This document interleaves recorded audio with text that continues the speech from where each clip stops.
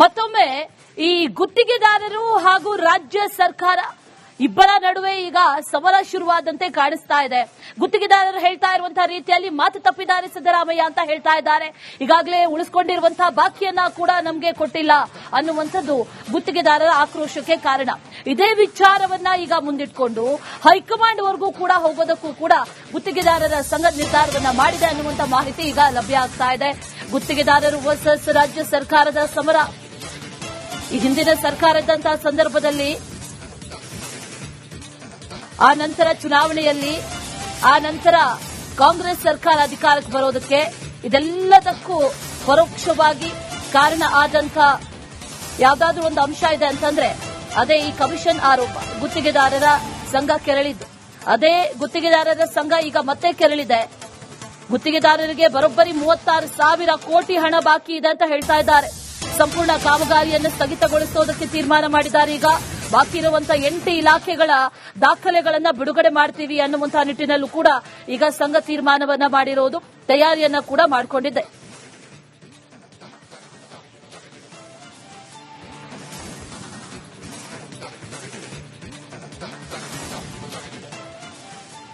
ಕಳೆದ ವಿಧಾನಸಭೆ ಚುನಾವಣೆಗೂ ಮುನ್ನ ಈಗಿನ ಸರ್ಕಾರಕ್ಕೆ ಒಂದು ರೀತಿಯಲ್ಲಿ ವರವಾದಂತ ಈ ಗುತ್ತಿಗೆದಾರರೇ ಈಗ ಕಾಂಗ್ರೆಸ್ ಪಾಲಿಗೆ ಮಗ್ಗುಲ ಮುಳ್ಳಾಗಿದ್ದಾರೆ.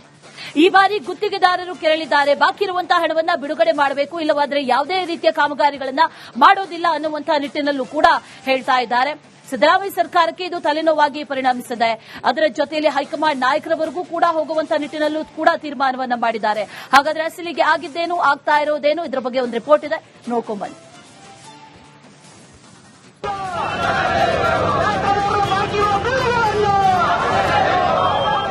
ಬಿಜೆಪಿ ಸರ್ಕಾರದ ಅವಧಿಯಲ್ಲಿ ಪ್ರತಿಭಟಿಸಿದ್ದಾಯಿತು. ಕಾಂಗ್ರೆಸ್ ಸರ್ಕಾರದ ಮಾತು ನಂಬಿ ಸುಮ್ಮನಾಗಿದ್ದೂ ಆಯ್ತು. ಈಗ ಹಣ ರಿಲೀಸ್ ಮಾಡ್ತಾರೆ, ಆಗ ರಿಲೀಸ್ ಮಾಡ್ತಾರೆ ಅಂತ ಕಾದಿದ್ದು ಕೂಡ ಆಯ್ತು. ದಿನಗಳು ಉರುಳುತ್ತವೆ ಹೊರತು ಬಾಕಿ ಹಣ ಮಾತ್ರ ಬಿಡುಗಡೆಯಾಗಲೇ ಇಲ್ಲ. ಕಾದು ಕಾದು ಸುಸ್ತಾದ ಗುತ್ತಿಗೆದಾರರು ಈಗ ಮತ್ತೆ ಸರ್ಕಾರದ ವಿರುದ್ಧ ಸಮರ ಸಾರಿದ್ದಾರೆ. ಕಾಮಗಾರಿಯನ್ನೇ ನಿಲ್ಲಿಸಿ ಗಾಳಿ ಮುಳುಗಿಸುವಕ್ಕೆ ಸಜ್ಜಾಗಿದ್ದಾರೆ. ರಾಜ್ಯ ಸರ್ಕಾರದ ವಿರುದ್ಧ ತಿರುಗುಬಿದ್ದ ಗುತ್ತಿಗೆದಾರರು. ಹೈಕಮಾಂಡ್ ಕಾಂಟ್ರಾಕ್ಟರ್ಸ್ ಅಸೋಸಿಯೇಷನ್ ಪತ್ರ. ಸ್ವತಃ ಸಿಎಂ ಸಿದ್ದರಾಮಯ್ಯ ಗುತ್ತಿಗೆದಾರರ ಸಭೆ ಕರೆದು ಹಣ ಬಿಡುಗಡೆಯ ಭರವಸೆ ನೀಡಿದ್ರು. ಸಿಎಂ ಮಾತಿಗೆ ಕಾಂಟ್ರಾಕ್ಟರ್ಸ್ ಅಸೋಸಿಯೇಷನ್ ಬೆಲೆ ಕೊಟ್ಟು ಸುಮ್ಮನಾಗಿತ್ತು. ಇದೀಗ 6 ತಿಂಗಳಾದರೂ ಹಣ ನೀಡದೇ ಇದ್ದದಕ್ಕೆ ಕಾಂಟ್ರಾಕ್ಟರ್ಸ್ ಅಸೋಸಿಯೇಷನ್ ಸಿಡಿದೆದ್ದು ನಿಂತಿದೆ. ನಿಜ, ಸಿಎಂ ಸಿದ್ದರಾಮಯ್ಯ ಸರ್ಕಾರ ಮಾತು ತಪ್ಪಿದೆಯಂತ ಗುತ್ತಿಗೆದಾರರು ಸಿಡಿದೆದ್ದಿದ್ದಾರೆ. ರಾಜ್ಯ ಸರ್ಕಾರ ನಮ್ಮ ಬೇಡಿಕೆ ಈಡೇರಿಸುವಲ್ಲಿ ವಿಫಲವಾಗಿದೆ, ಹೀಗಾಗಿ ಕಾಮಗಾರಿ ಸಂಪೂರ್ಣವಾಗಿ ಸ್ಥಗಿತಗೊಳಿಸುತ್ತೇವೆ ಎಂದು ಕಾಂಟ್ರಾಕ್ಟರ್ಸ್ ಗುಡುಗಿದ್ದಾರೆ.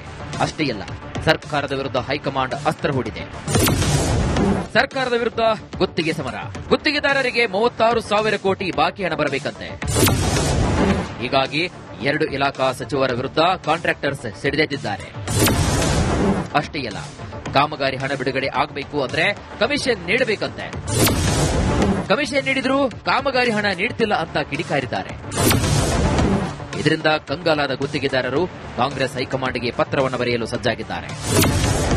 ಕಾಂಗ್ರೆಸ್ ಭ್ರಷ್ಟಾಚಾರ ಸರ್ಕಾರ ಅಂತ ಆರೋಪಿಸಿ ರಾಹುಲ್ ಗಾಂಧಿ ಎಐಸಿಸಿ ಅಧ್ಯಕ್ಷ ಮಲ್ಲಿಕಾರ್ಜುನ್ ಖರ್ಗೆಗೆ ಪತ್ರ ಬರೆಯಲು ನಿರ್ಧರಿಸಿದ್ದಾರಂತೆ.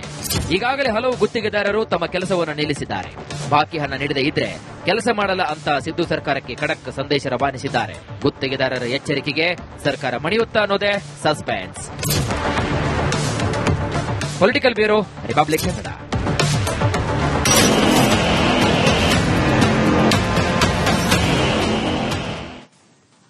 ಮತ್ತೊಮ್ಮೆ ಈ ಗುತ್ತಿಗೆದಾರರು ಹಾಗೂ ರಾಜ್ಯ ಸರ್ಕಾರ ಇಬ್ಬರ ನಡುವೆ ಈಗ ಸಮರ ಶುರುವಾದಂತೆ ಕಾಣಿಸ್ತಾ ಇದೆ. ಗುತ್ತಿಗೆದಾರರು ಹೇಳ್ತಾ ಇರುವಂತಹ ರೀತಿಯಲ್ಲಿ ಮಾತು ತಪ್ಪಿದ್ದಾರೆ ಸಿದ್ದರಾಮಯ್ಯ ಅಂತ ಹೇಳ್ತಾ ಇದ್ದಾರೆ. ಈಗಾಗಲೇ ಉಳಿಸಿಕೊಂಡಿರುವಂತಹ ಬಾಕಿಯನ್ನ ಕೂಡ ನಮಗೆ ಕೊಟ್ಟಿಲ್ಲ ಅನ್ನುವಂಥದ್ದು ಗುತ್ತಿಗೆದಾರರ ಆಕ್ರೋಶಕ್ಕೆ ಕಾರಣ. ಇದೇ ವಿಚಾರವನ್ನ ಈಗ ಮುಂದಿಟ್ಕೊಂಡು ಹೈಕಮಾಂಡ್ ವರೆಗೂ ಕೂಡ ಹೋಗೋದಕ್ಕೂ ಕೂಡ ಗುತ್ತಿಗೆದಾರರ ಸಂಘ ನಿರ್ಧಾರವನ್ನ ಮಾಡಿದೆ ಅನ್ನುವಂಥ ಮಾಹಿತಿ ಈಗ ಲಭ್ಯ ಆಗ್ತಾ ಇದೆ.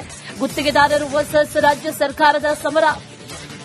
ಈ ಹಿಂದಿನ ಸರ್ಕಾರ ಇದ್ದಂತಹ ಸಂದರ್ಭದಲ್ಲಿ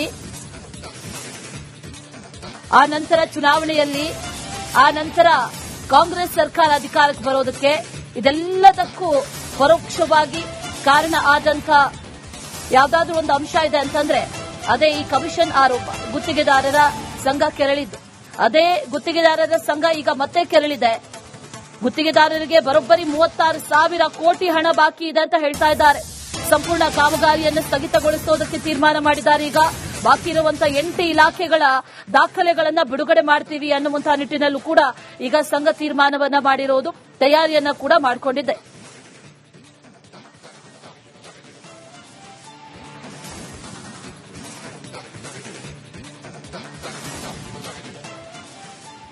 ಕಳೆದ ವಿಧಾನಸಭೆ ಚುನಾವಣೆಗೂ ಮುನ್ನ ಈಗಿನ ಸರ್ಕಾರಕ್ಕೆ ಒಂದು ರೀತಿಯಲ್ಲಿ ಬರವಾದಂತ ಈ ಗುತ್ತಿಗೆದಾರರೇ ಈಗ ಕಾಂಗ್ರೆಸ್ ಪಾಲಿಗೆ ಮಗ್ಗುಲ ಮುಳ್ಳಾಗಿದ್ದಾರೆ.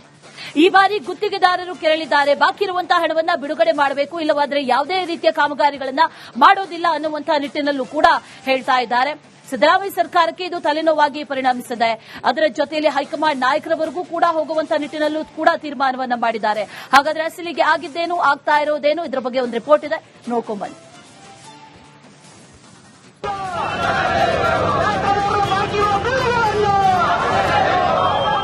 ಬಿಜೆಪಿ ಸರ್ಕಾರದ ಅವಧಿಯಲ್ಲಿ ಪ್ರತಿಭಟಿಸಿದ್ದಾಯಿತು. ಕಾಂಗ್ರೆಸ್ ಸರ್ಕಾರದ ಮಾತು ನಂಬಿ ಸುಮ್ಮನಾಗಿದ್ದೂ ಆಯ್ತು.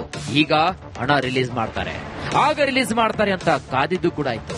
ದಿನಗಳು ಉರುಳುತ್ತವೆ ಹೊರತು ಬಾಕಿ ಹಣ ಮಾತ್ರ ಬಿಡುಗಡೆಯಾಗಲೇ ಇಲ್ಲ. ಕಾದು ಕಾದು ಸುಸ್ತಾದ ಗುತ್ತಿಗೆದಾರರು ಈಗ ಮತ್ತೆ ಸರ್ಕಾರದ ವಿರುದ್ಧ ಸಮರ ಸಾರಿದ್ದಾರೆ. ಕಾಮಗಾರಿಯನ್ನೇ ನಿಲ್ಲಿಸಿ ಗಾಳಿ ಮೊಳಗಿಸುವಕ್ಕೆ ಸಜ್ಜಾಗಿದ್ದಾರೆ. ರಾಜ್ಯ ಸರ್ಕಾರದ ವಿರುದ್ಧ ತಿರುಗುಬಿದ್ದ ಗುತ್ತಿಗೆದಾರರು. ಹೈಕಮಾಂಡ್ ಕಾಂಟ್ರಾಕ್ಟರ್ಸ್ ಅಸೋಸಿಯೇಷನ್ ಪತ್ರ.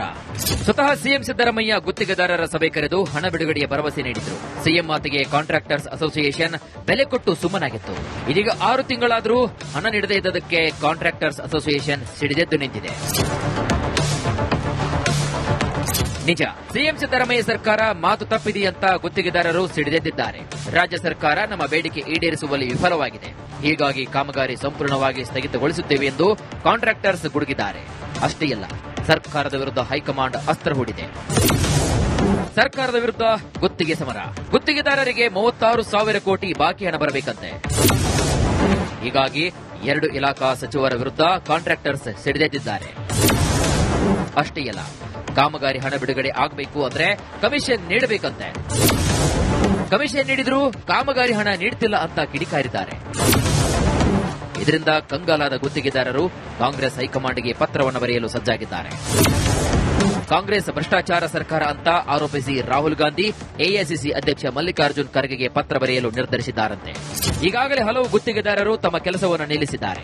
ಬಾಕಿ ಹಣ ನೀಡದೇ ಇದ್ರೆ ಕೆಲಸ ಮಾಡಲ್ಲ ಅಂತ ಸಿದ್ದು ಸರ್ಕಾರಕ್ಕೆ ಖಡಕ್ ಸಂದೇಶ ರವಾನಿಸಿದ್ದಾರೆ. ಗುತ್ತಿಗೆದಾರರ ಎಚ್ಚರಿಕೆಗೆ ಸರ್ಕಾರ ಮಣಿಯುತ್ತಾ ಅನ್ನೋದೇ suspense. Political bureau, republic Kannada.